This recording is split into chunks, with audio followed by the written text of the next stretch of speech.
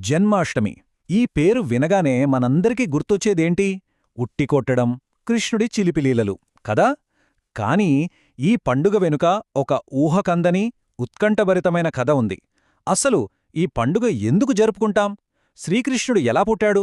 ఆ కథ ఏంటో ఈ విశ్లేషణలో వివరంగా చూద్దాం. ఒక క్రూరమైన పాలన, చీకటి చెరసాల, అంతులేని ఏడుపులు ఇవన్నీ కలిసి ఒక పెద్ద పండగకు ఎలా కారణమయ్యాయి? విచిత్రంగా ఉంది కదూ! ఈ ప్రశ్నకు సమాధానం కావాలంటే మనం ఆ కథలోకి వెళ్లాల్సిందే. సరే, ఇక మన కథ మొదలవుతుంది మధురా నగరంలో. ఆ నగరాన్ని పాలించే రాజుపేరు కంసుడు. ఎంత క్రూరుడంటే అతన్లో ఒక్కటే మంచి గుణముంది. అదేంటో తెలుసా? తన చెల్లెలు దేవకి అంటే ప్రాణం. కంసుడి క్రూరత్వానికి అసలు హద్దులేలేవనమాట. ఎంతదాకా వెళ్లాడంటే కన్నతండ్రి ఉగ్రసేన మహారాజునే జైల్లో పెట్టేసి సింహాసనాన్ని లాక్కున్నాడు. అప్పటినుంచి మధుర ప్రజల కష్టాలు చెప్పలేనంతగా పెరిగిపోయాయి. ఇలా రోజులు గడుస్తున్నాయి. దేవకీకి పెళ్లి వయసొచ్చింది. యాదవ వంశానికి చెందిన వసుదేవునితో ఆమె పెళ్లి చాలా వైభవంగా జరిగింది. తన చెల్లెలి పెళ్లి కళ్ళారా చూసి కంసుడు తెగ మురిసిపోయాడు. కాని ఆ సంతోషం ఎంతోసేపు నిలవలేదు. దేవకీని అత్తవారింటికి పంపిస్తున్నాడు కంసుడు. అంతలోనే ఆకాశం ఒక్కసారిగా మేఘాలతో కమ్ముకుపోయింది. అప్పుడే ఒక గంభీరమైన స్వరం, ఆకాశవాణి, ఇలా వినిపించింది: కంసా, ఎవర్నైతే నువ్వు ఇంత ప్రేమగా చూసుకుంటున్నావో ఆ నీచెల్లెలు దేవకికి పుట్టబోయే 8వ సంతానమే నీ చావుకు కారణమవుతుంది. ఆ మాటలు వినగానే కంసుడి గుండెల్లో పిడుగుపడ్డట్టయింది. అతని మనసులో పెద్ద యుద్ధమే మొదలైంది. ఒకవైపు ప్రాణంలా చూసుకున్న చెల్లెలిపై ప్రేమ, మరోవైపు ప్రాణం పోతుందన్న భయం. చివరికి ఏది గెలిచిందో తెలుసా? అతనిలో ఉన్న రాక్షసత్వమే గెలిచింది. ఆకాశవాణి మాటలతో కంసుడికి పిచ్చెక్కినట్టయింది.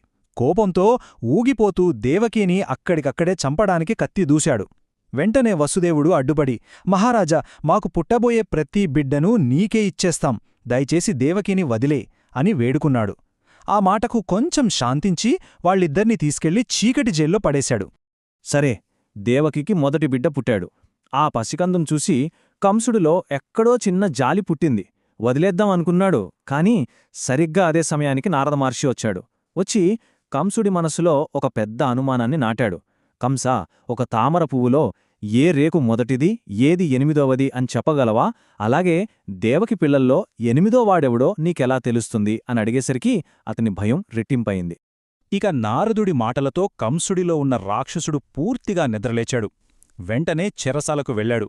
అక్కడ ఒకరి తరువాత ఒకరు పుట్టిన 7 పసిపిల్లల్ని కనికరం లేకుండా నెలకేసి కొట్టి చంపేశాడు. దేవకీ వసుదేవుల ఆవేదనకు, వాళ్ల ఏడుపుకు ఆకాశమే హద్దు అన్నట్టుగా మారింది. ఇలా 7 పిల్లల్ని కళ్లముందే కోల్పోయిన తర్వాత దేవకి 8వసారి గర్భవతి అయింది.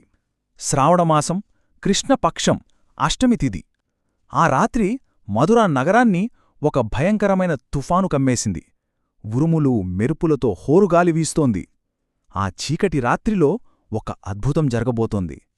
సరిగ్గా అర్ధరాత్రి ఆ చెరసాలలో ఒక్కసారిగా ఒక దైవికమైన వెలుగు. సాక్షాత్తు శ్రీమహావిష్ణువే వాళ్ల ముందు ప్రత్యక్షమయ్యాడు. భయపడకండి, నేనే మీ బిడ్డగా జన్మించబోతున్నాను అని వాళ్లకి ధైర్యం చెప్పాడు.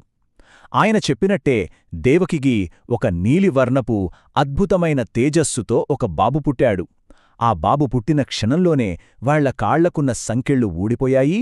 జైలు తలుపులు అవే తెరుచుకున్నాయి. కాపలా వాళ్లంతా గాఢ నిద్రలోకి జారుకున్నారు. అప్పుడు విష్ణువు వసుదేవుడితో, ఈ బిడ్డను వెంటనే గోకులంలోని నీ స్నేహితుడైన నందుడింటికి చేర్చు అని ఆదేశించాడు. ఇక వసుదేవుడు తెరుచుకున్న ఆ జైలు తలుపుల గుండా పసికందునొక బుట్టలో పెట్టుకుని బయటకొచ్చాడు. ఒక ప్రమాదకరమైన ప్రయాణానికి సిద్ధమయ్యాడు. బయట కుండపోత వర్షం, ఉప్పొంగి ప్రవహిస్తున్న యమునా నది. వసుదేవుడు ఆ పసికందును బుట్టలో పెట్టుకుని నదివైపు నడిచాడు. అప్పుడు చూడాలి ఆ అద్భుతం. ఆదిశేషుడు పామురూపంలో వచ్చి తన పడగలతో ఆ బిడ్డకు గొడుగుపట్టాడు. కృష్ణుడు చిన్ని పాదాలు తాకగానే యమునా నది రెండుగా చీలి వసుదేవుడికి దారిచ్చింది.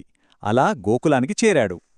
గోకులంలో నందుడి ఇంట్లో యశోద పక్కన కృష్ణుణ్ణి పడుకోబెట్టాడు.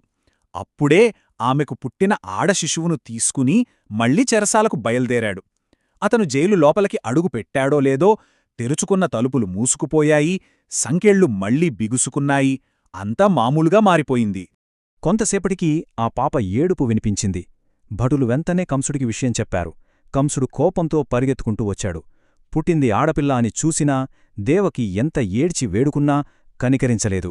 ఆ పసిపాపను కూడా చంపడానికి చేతిలోకి తీసుకున్నాడు.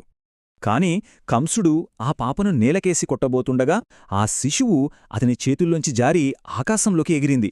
అక్కడ 8 చేతులతో దుర్గాదేవిగా మారిపోయింది. ఆమె గర్జిస్తూ ఇలా అంది, ఓరిమూర్ఖుడా, నిన్ను చంపేవాడిప్పటికే పుట్టాడు. అతను గోకులంలో భద్రంగా పెరుగుతున్నాడు. నీ చావు ఖాయం అని హెచ్చరించి మాయమైపోయింది. ఆ దుర్గాదేవి హెచ్చరికతో కంసుడి పతనానికి కౌంట్డౌన్ మొదలైంది. శ్రీకృష్ణుడు పుట్టిన ఆ పవిత్రమైన రోజే మనం ప్రతి సంవత్సరం ఎంతో ఘనంగా శ్రీకృష్ణ జన్మాష్టమి పండుగ జరుపుకుంటున్నాం. ఈ రోజున భక్తులంతా ఉపవాసముంటారు. కృష్ణుడికి ఎంతో ఇష్టమైన వెన్న, పాలు, పెరుగులాంటివి నైవేద్యంగా పెట్టి ఆయన ఆశీస్సులు పొందుతారు. చూసారా, చెడుమీద మంచి ఎలా గెలిచిందో! ఎంతటి కష్టంలోనైనా ఆశ అనే చిన్న దీపముంటే చాలని ఈ కథ మనకు గుర్తుచేస్తుంది. ఈ ప్రాచీన కథలోని ఆశ, విశ్వాసం, ధైర్యం ఈ రోజు మన జీవితాలకి ఎంత స్ఫూర్తినిస్తాయో ఒక్కసారి ఆలోచించండి.